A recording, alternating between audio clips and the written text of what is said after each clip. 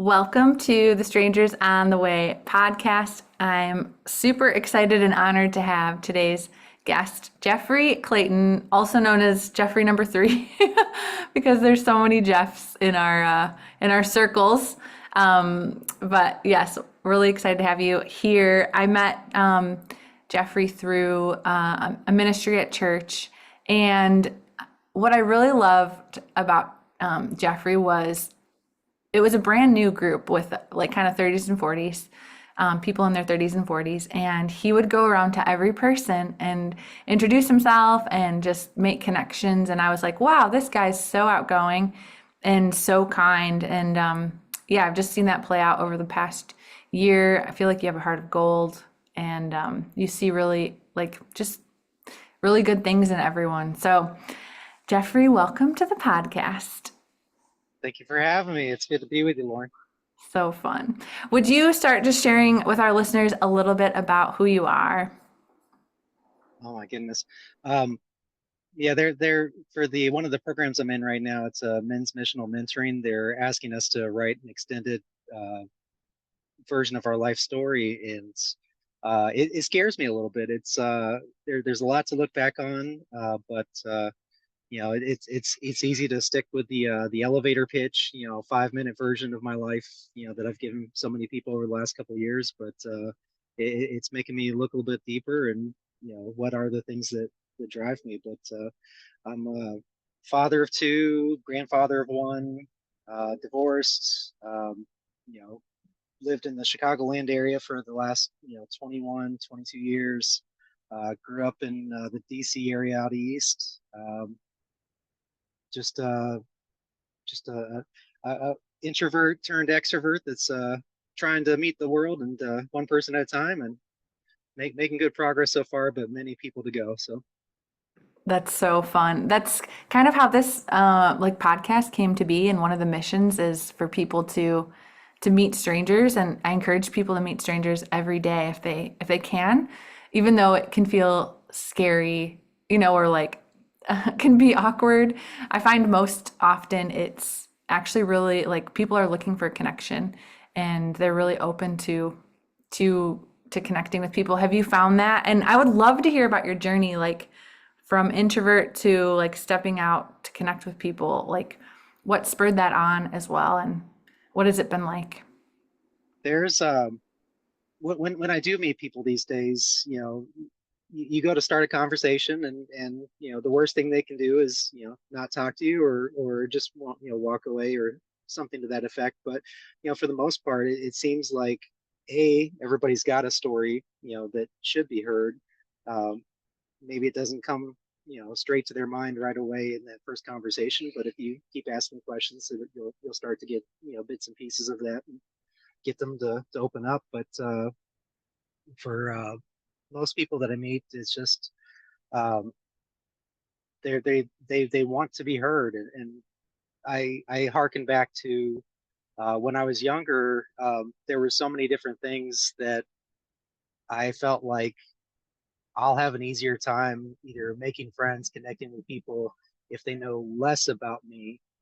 And over time, I've found it's the opposite. It's once they get to know you more, they know the accomplishments, they know the struggles, they know um, the little bits and pieces that have shaped you. And it's a beautiful thing. And we were talking right before the podcast, I recording, I really enjoy more often these days getting to engage with people about things that they are passionate about. And I feel like finding and uncovering those passions and learning more about it opens my eyes up to both the person's perspective, but also those experiences that maybe I haven't had. And, um, at the same time, find somebody that maybe they're not going to be a lifelong friend. Maybe they're just, like a Mary Poppins popping in my life, and they're making a big difference. And,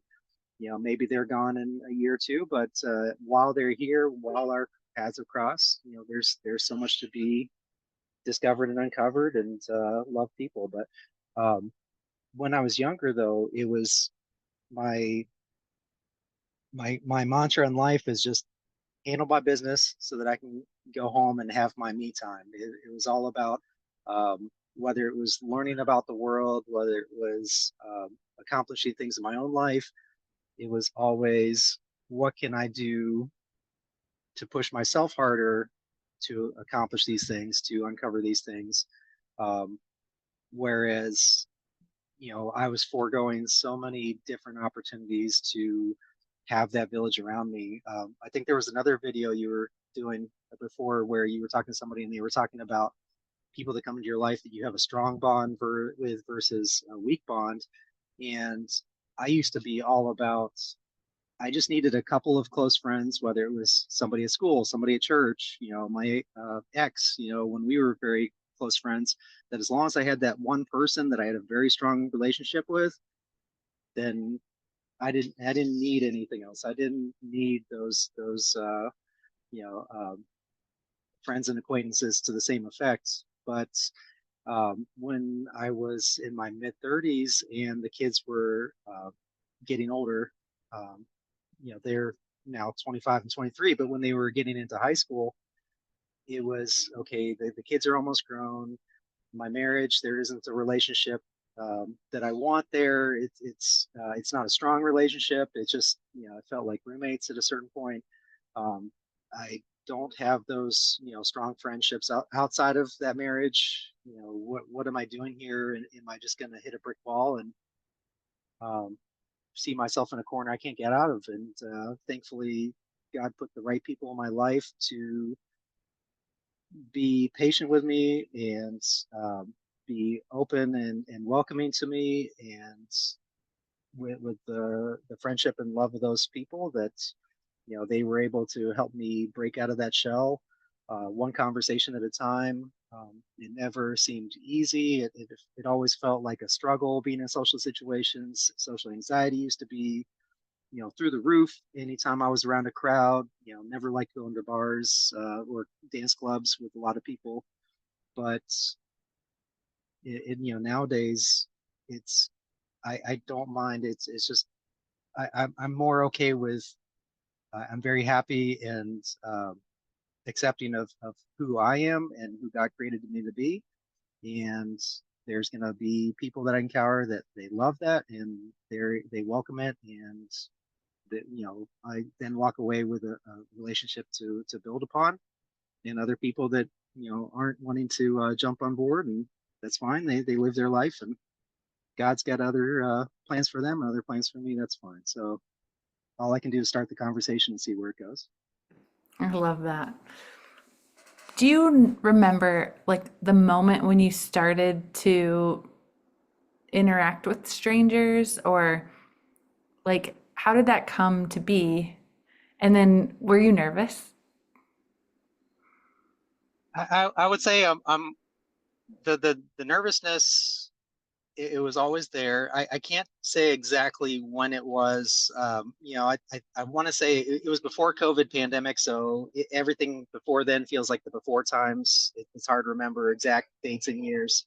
Um, but no, I've had some key either friends from work or friends outside of work that's again just being around them and then being around their friends again. Like, it wasn't total strangers. I think at first, I think it was friends of friends of friends, and then once I started feeling more comfortable in those situations, it made me realize, you know what, I've got story to tell.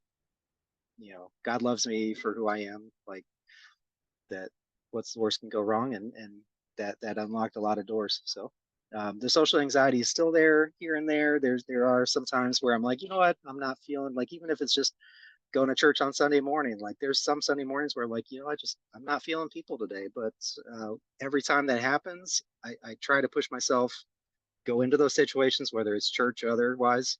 And I feel like God always gives me a reason afterward, like, okay, I was wrong about that. Like, I thought for myself, I didn't want this, but you had something in store for me, and it was a beautiful experience. Wow. I love that. I think social anxiety is so is so prevalent, especially like post pandemic. So I love that you still, I feel like the only way to conquer our fears is to face them. And so for still walking into the church or like doing what you don't want to do, that's really powerful. And it doesn't make it easy, but that's neat that you still were like, no, I'm going to do this. And then you Yeah. saw something on the other side of it. No, it's one of those things. We were talking before the podcast, and there's the church I grew up in. It was the only one that I had experience with. When you're that age, you think, okay, my parents have it figured out. They must have found like a really good church. Like this is the way it's supposed to feel. But then when there was a falling out with that particular denomination, it was a struggle of, do I feel like having a church home is something that I want? And through the years in between those, there was 20 years between that church and this one. There was times that my ex-wife and I would try to take, kids and try different churches, but it would never last in more than a week or two. And anytime we ever went, it just always felt like I'm gonna walk in these doors and nobody's gonna show that they actually care that I or we are here. Mm. They're not going to acknowledge us, and the church is just going to keep doing their thing. And when I started looking for churches again, it was soon after a good friend of mine had passed away, and I had been watching Elevation Church online with his family during the morning process, and loved a lot of the message, loved the music, but I wanted to, I needed to be around people.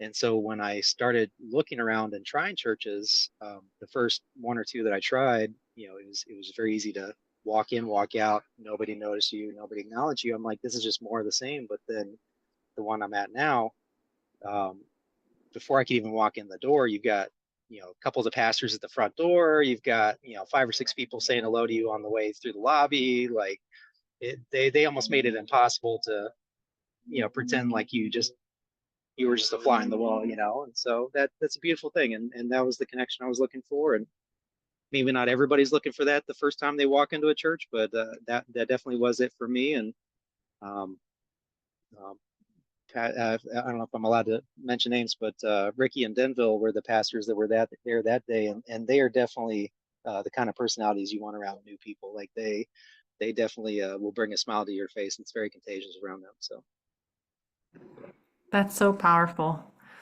Yeah. And that's like neat to remember even as we're just going about our lives. Like, do we have a smile on our face? are we, there's something as you were talking, it popped in my head about like they say Jesus had a ministry of presence. mm-hmm. And it's like literally being present where he was and he saw people.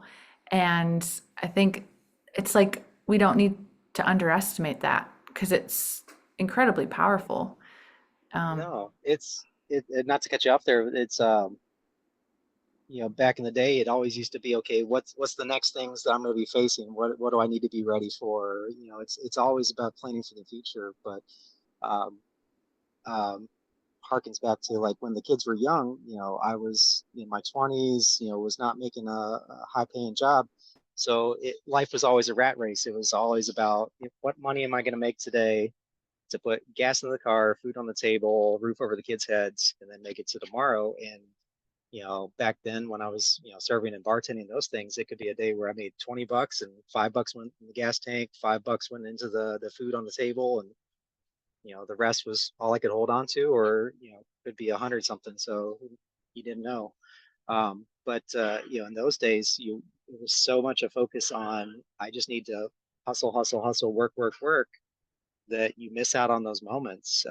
So I feel like as I got older and got better about being present in my kids' lives, there was so much more richness from that instead of, oh my God, I just need to make, 30 more bucks today or whatever it was. So, but also with people nowadays, like again, like everybody's on the run. Like my friends will always give me a hard time, like, even like right now, like I'm on my way from one place to another place, but they even call me Drive By Jeff sometimes. But like it's always about wherever I am at, being present in that moment, enjoying those people's company, hearing their stories, and not just letting it be one more stop on the way to where I'm trying to get. So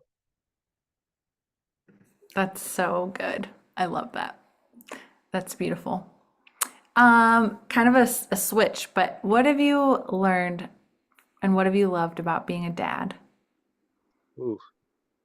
um Well, when I first stepped into the role, it was I was coming into a ready-made family situation.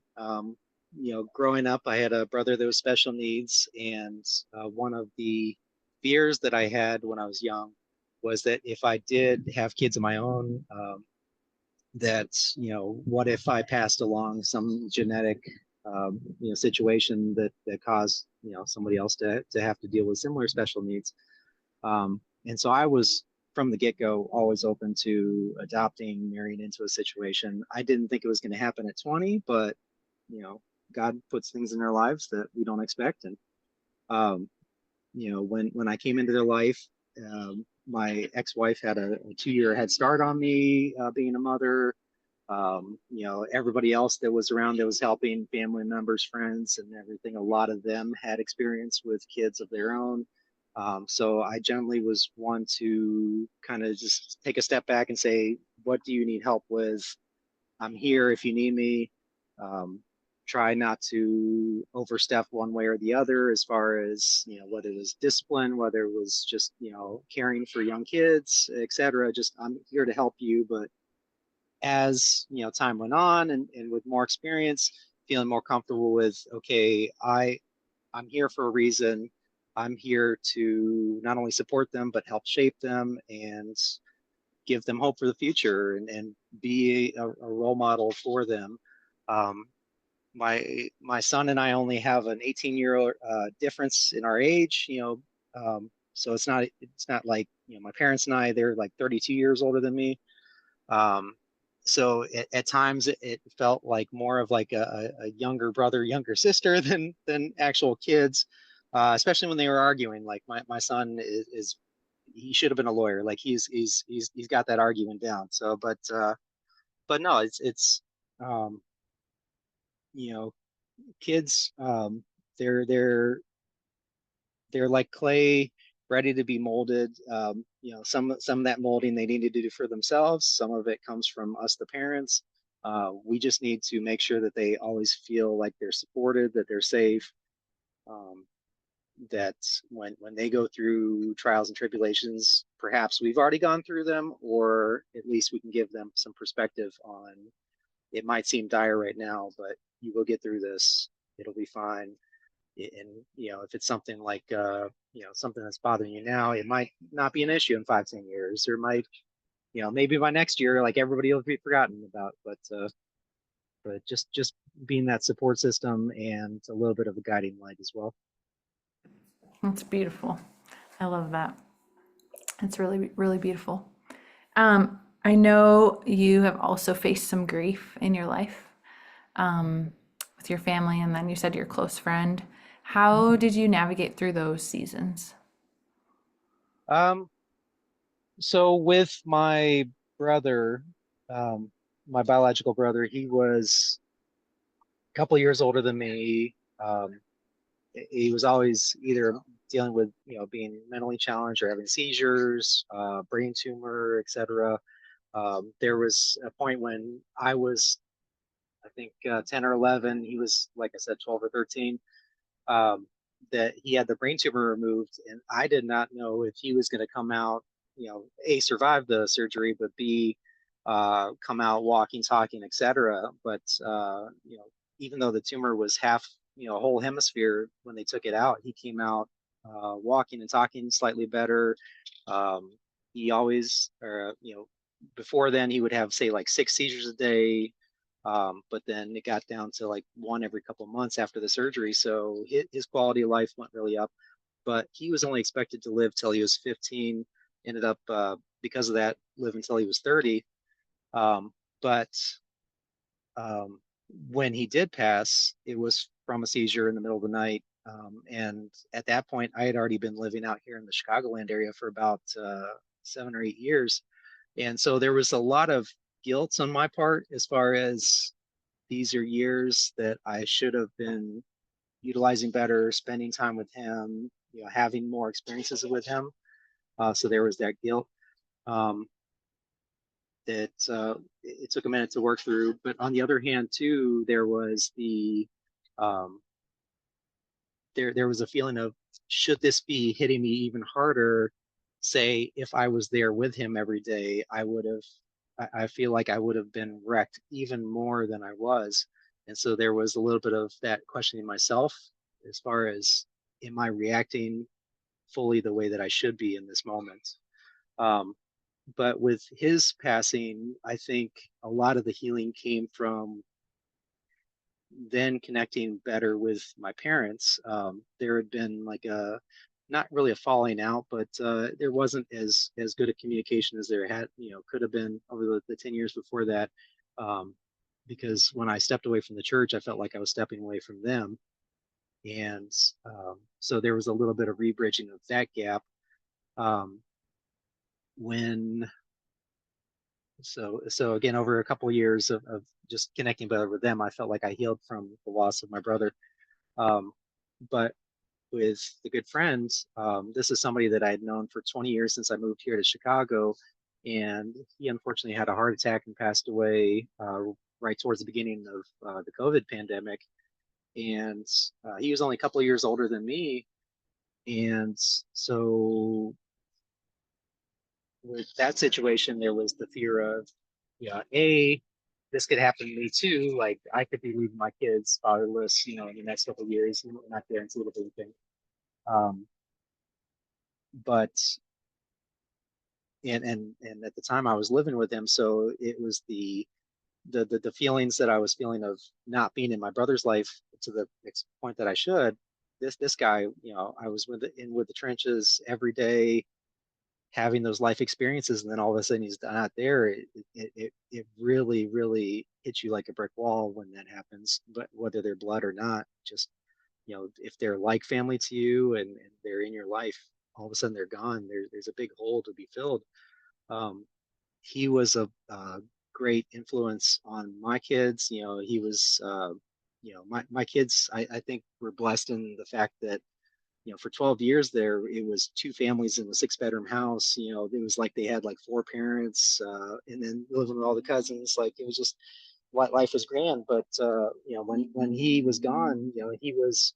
Uh, I know my kids have said like they felt like they lost an advocate, like somebody that they could really connect with. Um, there was as far as my healing from it, though, it took conversations with his family. It took getting a therapist, because I actually used a therapist for a few sessions when I first started my separation and then divorce.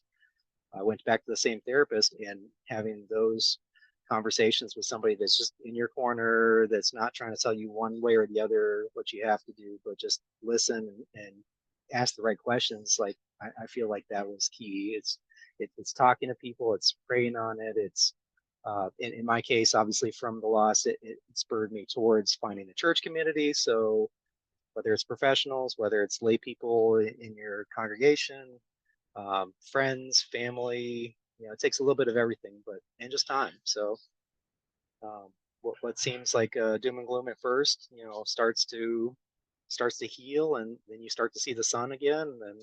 And one thing I try to do, whether it was my biological brother, whether it's the good friend, or other people in my life that I've lost, that you just try to take away from it. What was the things that they were passionate, what was the things that made them. Can I just take a little bits of pieces of how they approach life, their personality, etc., and kind of incorporate that into mine, and then that way they are still living a little bit in me, through me. So Yeah, that's, that's so good. Yeah, that's beautiful. What was your favorite thing about your brother? oh my goodness. He so with all the challenges that he had in life, he always had a very sunny disposition. He, I would say, when you would have conversations with him, it was almost like he was on like the same level as like a 7-year old, 8-year old, something like that. Very childlike kind of Mhm. disposition. Was very much into cars. So whether it was Hot Wheels, the Herbie the Love Bug movies, um, standing at the street corner by the church, watching cars go by and just doing his little thing, like drive, pretend driving in the car, when the parents were waiting for the parents, those little things. It was um, he never had a bad attitude, and um, he even like had like a crush on one of my friends. He had a crush on his sister, like for, I swear, like at least 10 years.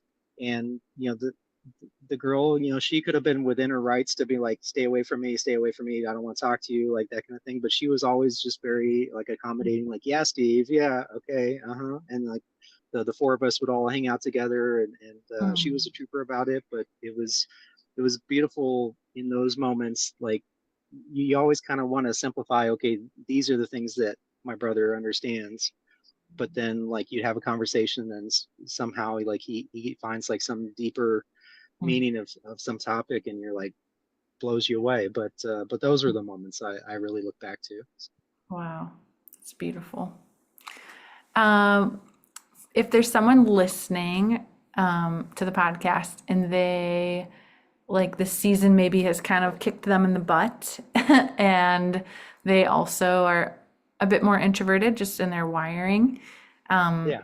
what would you say to them? Yeah, just like as you've learned how to like, I think it's a skill connecting with people, honestly. Mhm. What would you say to like encourage them? They find themselves a bit lonely. um I mean, it's a, I'll say it's a feeling that I still feel sometimes, even as an extroverted person. Like I feel like I swung so far from one way to the other way that maybe there's still a little bit of balancing that I still need to figure out. Um, but yeah, even now, like there'll be times where I'm going through something, and I'll tell myself before I start the conversation, like, they don't want to hear that. Like, even if they acknowledge it and they say something nice at first, like, okay, yeah, like they don't want to harp on it. Why would I want to bring negativity into their life? Um, but just even when you feel like, okay, I'm doing my own thing, I'm introverted, like that's how I feel like I thrive, is doing my thing. That, just remember that God put other people in our lives for a reason. That's, even if we walk up to somebody not thinking they're going to have the right words or the right experiences to speak into our lives, something that we need to hear, like, there's a reason they're there. And just, even if it feels hard or uncomfortable, or like you're just going to get rejection, it's people want to connect with you, not who you make yourself look like you are. I used to really focus on withholding information from people, thinking, okay, they'll like me more if they don't know these things about me. But once I realized they want to know me, it's they want to know the good things, the bads, the faults, everything. So um, just be yourself. And if you feel like, like myself a few years ago, like I never felt like I was comfortable in a small talk conversation or anything more than that. But social situations, if you are trying to branch out and connect with more people, like, it just takes practice, just like a working out your muscles. Like, you do it at first, it's hard, but over time you get more efficient, and things come to you sooner, and you see more opportunities, and hopefully find some joy in it while you're connecting with people. So you're not in the season alone. So I love that. I just heard this phrase that I really liked. For it's about taking space and making space, and a lot of times extroverts, the skill that they can grow in is making space for others. So instead of like jumping in, it's learning how to like create space for others to contribute. But then introverts, a skill they can grow in is taking space. So like mm, because people I think do want to really know people, like, mm, and so taking the risk to actually take space when you're given it, or or even just, yeah, like putting your opinion out there, or thoughts or whatever it might be. But I love that. I'm like, okay, in this situation, do I need to make space for others to contribute or like actually take space to be known? Yeah. So I love that that you shared Yeah, that. group projects used to scare the hell out of me. You know, Yeah. it was like if I know what I'm doing, let me just do it myself, and then not bothering nobody else, not depending on nobody else. Yeah. But yeah, no, it's I enjoy knowing whether it's a family situation or it's school or work. That's there's a lot of beautiful things that we can do as individuals, but when we work together or when we connect with people around us, there's so much more that we can do together instead. So Yes. it's like a multiplier. But yeah, no, just as far as introvert extrovert, before I forget, one of the key things I had to remember was um, back when it felt hard to have conversations and connect with people, like it was always something where I thought I would have to plan out 17 steps ahead. How is this conversation to go? How am I going to react if they say this, that, or the other? But then, when I would actually get to the situation, I would be like, yeah, just not going to talk to them. That's why go down that path. But then once I stopped trying to have that control and plan ahead, it's beautiful things happen and connections were made. So Wow. How did you get to that place where you're like didn't need to plan it all, but you kind of just stepped into it?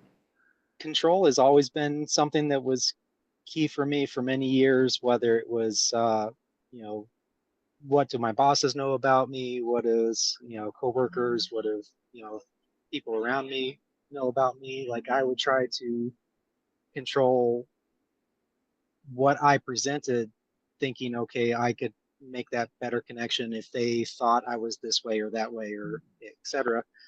So just like in the conversations, taking away that thought of I have control of how it's going to go made me realize that there was much more beauty in the actual conversation or thing happening. Like it's um, whether it's who am I going to connect with, friends I'm going to make, experiences that I'm going to have, just saying yes to putting yourself out there, being vulnerable, having experiences that, even though I don't think it's going to go a certain way or think I'm going to have joy from this, that, or the other, that just being present, like you said, or giving up that thought of control, like God can bless us with so many, experiences that we didn't think we were going to have. Hmm. Wow. That's so good. Okay, last question. This has been coming to my mind almost the whole episode, so I'm excited. I feel like maybe it's a God thing. What are you most excited or hopeful for the future? Hmm. For myself, I'm very vested, obviously, in my kids and my 2-year-old granddaughter. Um, there's I'm seeing them go through certain experiences that I can harken back to when I was their age, and seeing the beauty in them, being troopers through those experiences, good and bad. But how is it going to be different for them, and are they going to have joys and experiences that I didn't even have? And so looking forward to that, whether it's, getting more connected and finding different ways to invest my time and energy and explore my faith journey. If, God leads us in many different directions, perhaps where I'm at right now is where God wants me to be. And who knows, in a few years, I'll find myself in other side of the world, other side of the country, who knows? But it's just, again, just continuing on that, not having control and seeing where the winds and God take me. So, when it comes to that's a beautiful thing. And in the meantime, trying to make the world just a little bit better place and bring a little bit more of God's kingdom down here, so that when my kids, as they go through their adult years and any other future generations as they grow up, that the world is better off when they get to that point versus when I was going through it. Yeah. Oh, I love that. I love your heart. It's beautiful. Thank you. Thank you so much for being on the podcast. It was, yes, rich. Thanks So so good. much. No, thank you for taking the time.